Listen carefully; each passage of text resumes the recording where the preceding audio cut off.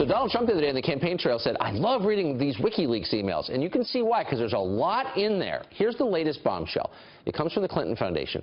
After new reports revealed that Hillary Clinton failed to disclose a $1 million gift from the country of Qatar, or Qatar as we used to call it, while she was still at the State Department. How did that happen and what does it mean?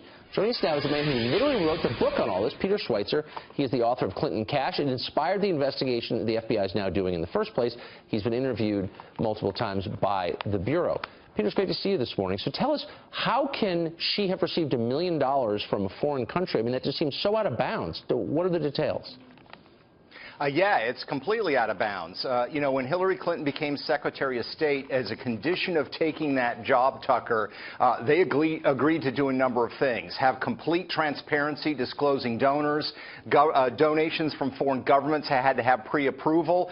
In this case, that didn't happen. They didn't disclose it. And now this is multiple violations in this regard. So you have Qatar at a time when the Arab Spring is taking place. They're very anxious about what the U.S. position is going to be, giving $1 million to the Clinton Foundation, and the Clinton Foundation not disclosing that as they had agreed to do. They're not required, or they were not required by law to do that? I mean, this was just a sort of gentleman's agreement she made? Well, it was a written agreement with Barack Obama. To his credit, Barack Obama said, in order for you to be Secretary of State, you need to do this. Hillary Clinton also said to the Senate Foreign Relations Committee during her confirmation hearings there would be complete transparency. So they failed to live up with it. And the problem is, Tucker, of course, they're making promises now that there's not going to be any more foreign money. Bill's not going to give speeches.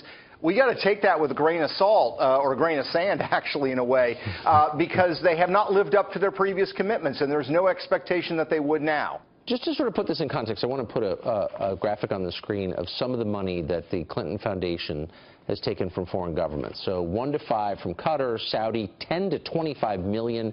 Kuwait up to 10, UAE up to 5, Brunei up to 5, Oman up to 5, Algeria up to $500,000. I mean, among many other things you notice, like, these are all countries in which women don't have, you know, Western understanding of, like, civil rights.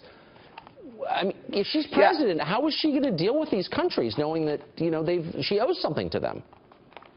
Well, that's right, Tucker. I mean, add on top of that the speaking fees, the millions of dollars in money from these same governments that ended up in the Clintons' pockets.